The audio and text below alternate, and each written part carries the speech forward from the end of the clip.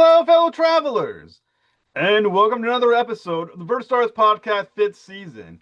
Be sure to like and subscribe. Enjoy the special episode because Ludi Lin boards the mothership.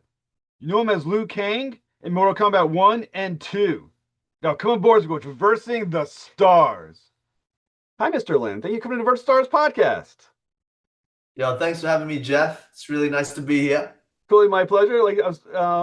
Me and my wife got to watch the original Mortal Kombat a couple of days ago. Big fan, so thank you so much for doing this. Oh, thanks. You mean the original, like the one we did in 2021 or the original 90s? We actually watched both. We saw the 1995 version yesterday, and then two Yeah. days ago we watched your original. Yeah, that's a lot of research, man. Thank you. Well, like I said, huge fans. I grew up in the 90s when Mortal Kombat, the game first came out, and that was like the biggest thing in the world. So this is a big deal. And I'm also a teacher, so my kids are probably going to think I'm super cool for talking to you. So thank you so much for doing this for me. Yo, that's awesome. 90s was a time when everything seemed so big, right? Every single Yeah. game that came out seemed like the biggest game. It was revolutionary in so many ways, into the 2000s, like when we had Halo, Metal Gear Solid, Mortal Kombat, Street Fighter. Oh, it was a good time. So did you actually play the original Mortal Kombat games?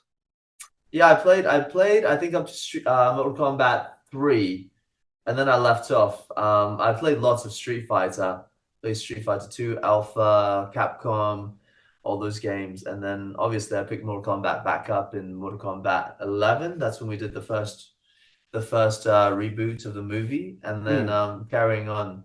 I actually just lost my Switch recently. I was about to go to Best Buy to get another one so I can keep playing. So who's your character for Mortal Kombat that My you my main was always like Sub-Zero's first and then Liu Kang second. Mm. For me, like I said, it was Liu Kang. Sometimes Scorpion, but usually it was Liu Kang because fastest character, coolest moves. You gotta love Liu Kang. Yeah, Liu Kang was your main? Was your number one? Oh yeah, I played him all the time because see the thing is I was Nice. more of a button smasher than an actual good player. So Liu Kang was fast, so he was the one I Yeah, went for. yeah, yeah. I would say I'm a bit rusty. I just got many chances to play down in over in London just last week at an arcade. I'm a bit rusty, and I really have to kind of polish up on my game because next week or 2 weeks after we're going to Indonesia, and I think we're playing some real gamers. Really? That's Yeah, awesome. That's cool. yeah, yeah. Awesome. It's daunting. It's really daunting. It's scarier than having to do the movie, I think.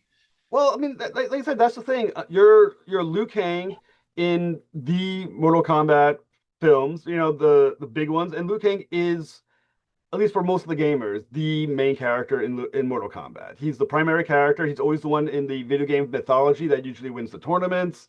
Yeah. Um, so how did you get to be Liu Kang? How well it was, I think it was a pretty standard process auditioning. The only difference is I worked with James Wan on Aquaman. And Jim, he's such a champion. He loves to get like proper representation to his movies. He likes to write them in, involve them in the process. So he actually gave me the news that I got the role. That was fantastic because it wasn't expected. It was just like I knew it was a huge thing. I tried not to put too much I don't know, too much weight on it to prevent myself from getting disappointed. But after I found out, I was just ecstatic. Now, having read a little bit about your background, you are a skilled martial artist, Muay Thai, Jiu-Jitsu, Olympic style wrestling. I mean, these are a lot of amazing skills. So how do you find time to do all that and still become a great actor as well? Yeah, honestly, I don't know where the Olympic wrestling comes from, but I think it's because during Power Rangers, we had to practice some Olympic wrestling moves that I wanted to incorporate into Zack as a character and his fighting style, and that just stuck. So whenever people mention Olympic wrestling to me, especially the Olympic part, I don't even know if that's a specific style of wrestling, like Olympic wrestling, or does it mean it's just practiced in the Olympics? But yeah, I do also the other thing about skilled as a martial artist, that's always like a weird qualifier because there's there's bound to be people better than you, then there's bound to be people worse than you. So I do practice Muay Thai, I do Jiu-Jitsu, I've learned some Wushu and just the other stuff you need to make the movie look great and feel good. But yeah, man, it's like moving around, exercising, training, doing martial arts. It's just part of my daily life. It's like breathing. So I don't find it hard to incorporate that into, the other business, professional aspects of acting and stuff. It's just yeah, it's just natural to me. It's actually harder not to do than to go and do it. So when you're developing the character for Liu Kang and you have all these martial arts skills, are you how are you kind of defining his fight style for Liu Kang from with all the knowledge that you have? Right. It's so with all that knowledge, sometimes it's a lot of unlearning because he doesn't fight the same as, what you do in Muay Thai or especially not when you're fighting a proper match. So I think Liu Kang is mostly a lot of wushu based, like traditional Chinese kung fu, sprinkled with some, magical fireball throwing. But all those moves, like it's all a basis of like Tai Chi and it's flow and it's a lot of but he does a lot of kicking. So but then his kicking is more like Taekwondo. It's more like flashy, snappy kicks rather than those powerful like torso turnings, soul destroying kicks that you do in Muay Thai. So yeah, I would say the what helps me is I know how to move properly and I have the confidence to kind of learn new moves. What doesn't help me is that the styles that I'm really used to are so drilled into my body. There's a lot of unlearning involved before I can fill my cup up again with these new moves. So how much is understanding the movement a way of understanding the character? A lot, a hell of a lot, especially in the second one, just because our stunt team, I mean, it's such a collaborative process, and um, our stunt team did a lot of the background work, the heavy lifting into because they choreograph the moves, they choreograph all the fights before we've even gotten there, months ahead of time and they keep tweaking it and revamping it up to the day we probably shoot. There's small tweaks involved. Um, so Malai and Mike was our fight coordinators, and they really drill into us like what kind of style this comes from. Even the minute differences between Liu Kang and Kung Lao, they do all the kind of like the homework, taking things from the games and then incorporating into the fight with all the camera angles, what looks cool, reinvent some of the moves so we can have something fresh for the audience. So they're like the geniuses behind that. And of course, for us, our jobs as actors is to add in like the beats in between the fights, the emotional beats, like what this fight really means for the character in this big arc. And then obviously there's always some things on my wish list that I want to get onto the screen that maybe I haven't seen before, and I bring those suggestions in together with the director, with the stunt team. It's all very collaborative. So when you're because obviously the key about Mortal Kombat is the tournament and the fighting, which as fans, obviously that's what we're clamoring for. Are the people Yeah, you around finally get you? it this time, right? Yeah, well, yeah. I mean, I love the first movie, but everyone's clamoring to see what this tournament's going to look like because it looks badass, and the trailers make it look absolutely badass. Yo, Uh, trust me, from the comments and the feedback from the first movie, like we got it. Everyone was like, "Where's the tournament? Where's the tournament? How come there's no tournament? Mortal Kombat is about a tournament. The entire thing's a tournament. The first movie was a tournament. The games are a tournament. Where's the tournament?" I guess I'll say like just with Liu Kang as a character and with what we're doing with the films, everything is like a journey. And for the reboot, we really started from the very beginning. And that's why there's a character in there that brings us into the world of Mortal Kombat because we're pretending like nobody knows anything about Mortal Kombat, right? And so also I think for Liu Kang as a character, this is where I took him back to the very beginning of how who he is as a monk, how he's gathering the champions, how he becomes the champion. In the second movie, he's gone one step further in that journey, and hopefully we get to make more, and we finally discover, his final steps in the journey of this is where my heart is anyway, of completing like all the things he did in the game. He goes everywhere in the game, becomes everything in the game. Do you know what I mean? Mm. So the possibilities are infinite, and I'm just trying to build up the foundations to see like whether he becomes the chosen one, whether he becomes the remnant king, whether he becomes the fire god, and those are all like it'd be incredible to be able to accomplish those things on screen. Well, let's stay with Liu Kang because with Liu Kang, in the original in your original Mortal Kombat film, because obviously there's the '90s as well. In your Mortal Kombat film, Liu Kang already has, I believe it's pronounced the Arcana. He already has his, ability to access his power. He's the only Yeah. one who seems to have his shit together, as it were, because the others are kind of like all over the place. Where are you able to grow the character or develop the character in the second film from where he was in the first one? Yeah, I think it's adding in those different dimensions of the character because in the first one he's very much the guide for all the new champions, right? And he's the the moral center, the direction. In the second one, the obvious change is that he's lost a big part of himself when Kung Lao Mm. gets gets killed. I keep in another interview when I was in London, I keep saying getting his Kung Lao getting his soul sucked. I didn't know that meant something else on the internet. I had no idea that was slang for something else. So, but it's true. In the movie, he gets his soul sucked. So he gets his soul sucked, and Liu Kang loses him to the soul sucker. And so in the third movie, he starts in a place where he's just a bit different. You know, there's a bit more gravity. There's he suffered a very traumatic loss. So from there, I think for me, that really can integrate into his in the second movie, you'll see the difference in the moves that he pull off, the fatalities, his flames, they burn hotter, like the moves are more dramatic. Just in the second movie, everything there's more of everything. So when you think about the second movie and all the characters that are in it, do you view it as an ensemble? Do you view it as kind of like Luke Kang's or Johnny Cage's story? How do you kind of view the larger vision of the second film? I think the second film is definitely the story is we follow the story through Johnny Cage and Katana, which is very interesting because like Johnny Cage is a new entrant to the world, right? And then Katana has been immersed. You'll see in the movie, Katana is very intricately tied into the world of Mortal Kombat already. We through her we can explore all the different realms like Adenia, her ties to the I won't give any spoilers, but her ties to all the other realms that show up.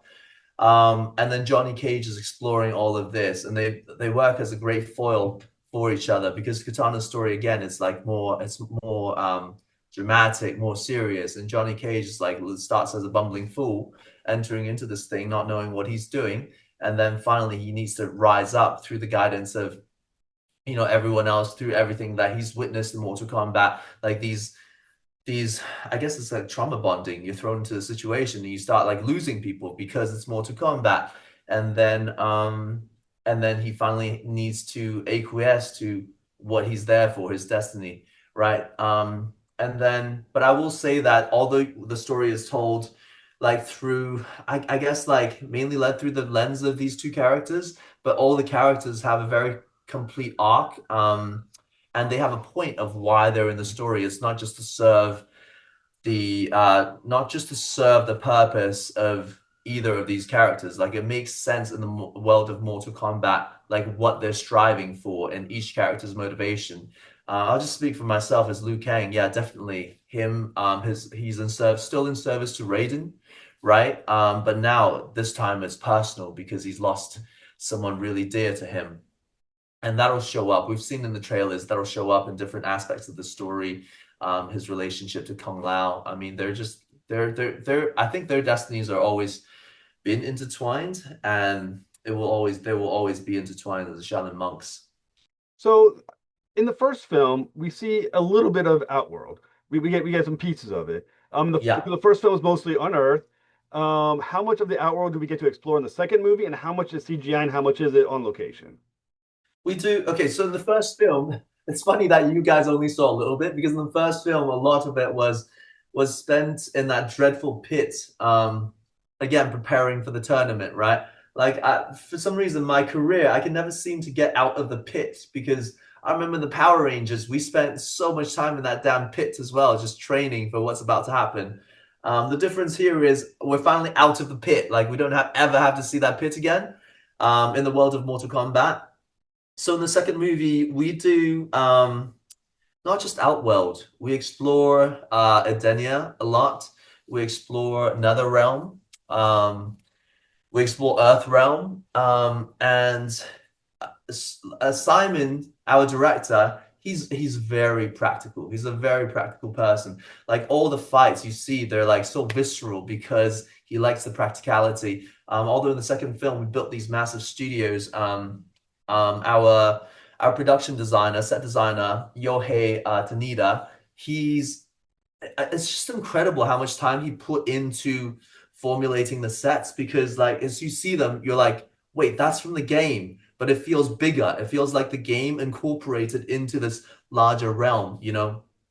I just can't believe the amount of work that goes behind actually constructing all these different worlds in reality, not just on a computer. We're not fighting on blue screens. Each set we're fighting on is like, excuse me, man, too excited. Each set that we're fighting on is an actual, you know, like you can touch it, you can fight on it. The steps, you can walk on it, you can fight on it. Do you know what I mean? There's a like tangible feeling to the place. So our imagination, we don't have to do that much work. Um, and especially, I mean, if you ever get a chance to speak to Adeline, who plays Katana, I think she'll tell you, like, I bet she's very proud of Adenia because there's a whole set inside of a studio that's an entire city with full out markets and cobblestone and little houses.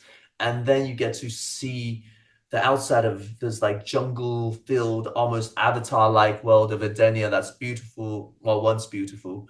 Um, yeah, man, that's the thing with the sets. It's really a work of art.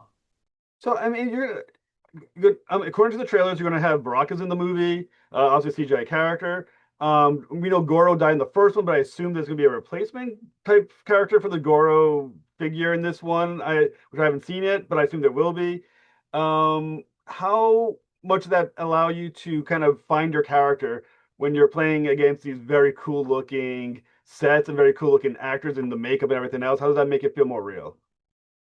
Yeah, you know, I haven't experienced. I want to imagine what it's like to experience a set like Avatar where almost nothing is real. I mean, maybe Hmm. they do their best to build some pieces so that the actors can play around with it, but it's so like character focused.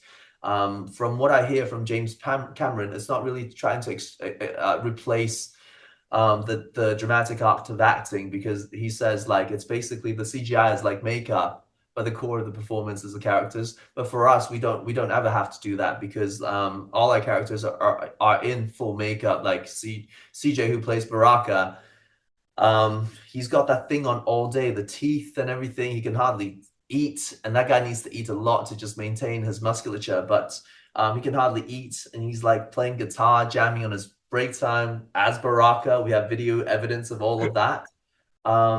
Even like just the casting of this movie is, I think for myself, that's the biggest gift for me because these people, the actors, they look incredible just in themselves. Like Martin Ford as Shao Kahn, people are going bonkers for it because look at him. He's like, it's I can't. If you showed me that as a child, as a kid, I would have never believed that that's a real person. This is over 300 pounds of pure muscle, and steadily gaining, by the way. But just all of that helps. And the other thing that helps is the real camaraderie that's built up within all the actors. It's like sometimes each time I think back, you know, it boggles my mind that you can get um, you know, 16, 17 people together. Like each person is an actor. We come with our own egos, but somehow we get along so well together, and there's no ego whatsoever on set. And yeah, man, I can't wait to see them again. It's a real feeling of the blues once the movie was finished. Well, was there any question of which character? Was there ever a debate which character could beat which character among the actors? Would you guys like Liu Kang would kick Johnny Cage's ass? I mean, let's just face it, he probably would in real life. I mean, was there any kind of competition among you and who would win, or was it basically we're all just friends here? Mate, I feel like there was no question that Shao Kahn would just eat us all for lunch if we fought him individually. There was never a question. I don't know. That's an interesting question, actually. We didn't even, I think we played, I mean, we did play the game actually, a few times together. But that's as close as we got to testing this out in real life. So, I mean, obviously, the news actor to the second film is Karl Urban, because in the first one he doesn't exist, the second one he's there. What was it like with him on set? What was he like to work with? And because he's not naturally, I don't think, a martial artist, was there some coaching as well to help make sure he looked like a legit fighter? Well, I don't know about his like actual martial arts backgrounds. But I mean, he's been enough action series where he has to do action and pull it off. I mean, he's like, he's like the bone collector of pop culture IP, anywhere from Lord of the Rings to Star Trek, The Boys, now Mortal Kombat. And I think just having that experience and having that kind of, I don't know, just like no ego, like there's nothing to prove and there's no loss, that the real understanding that to make a movie great, everyone contributes. There's no one person. Um, I mean, we don't have to even talk about the actors. There's no one person on set, whether it's a grip, whether it's a PA, that's there for no reason. Everyone has a purpose, and the movie doesn't get done unless everyone pitches in. Um, and yeah, same idea with Carl on set. Obviously, watching him, I mean, he's such a fun guy, especially to watch him play Johnny Cage. Like the ideas he comes up with, and he's very like he's quite precise with his comedy, and he'll know what's hitting and what's not. Like you can see him pull off a line, and he'll look behind the monitor and go like, okay, I can nail that punchline or whatever a little bit better, and he'll change it in the next one. It's just good times, man. Like just watching Johnny Cage as a character too. I think that's the most blooper worthy takes that we had, because like the things that he pulls off. Like in this one scene, everyone's very serious discussing the plan to sneak into somewhere and get something out.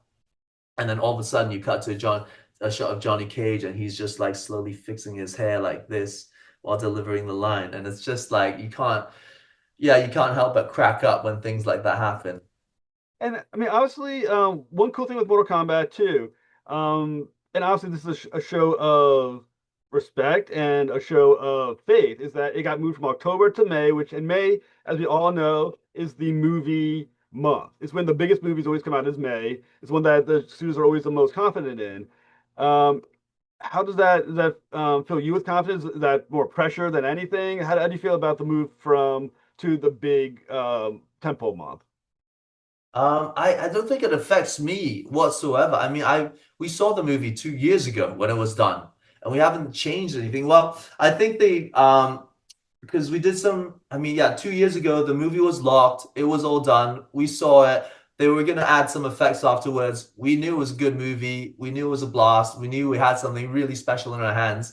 And then and we thought that we'd get to share this way sooner than that. And we had to sit on it. Even the October announcement was really disappointing to us because it was a long wait, because they wanted the movie to be shown on an IMAX screen so that people can see it properly, because it was filmed for IMAX. And then, of course, like being the victims of our own success, that it tested so well that they went, we want to do a full blast campaign fully with the Shao Kahn popcorn buckets and, the little katana dolls and everything. So now it's moved to the summer slot, which just means that more people get to see it. It's tracking to have a great opening.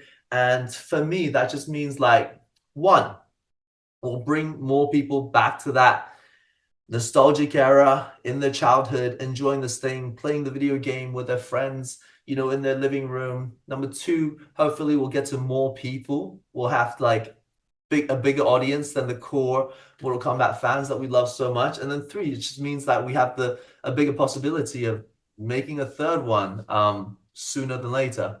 Are there whispers already of the third film? Have you heard any rumblings?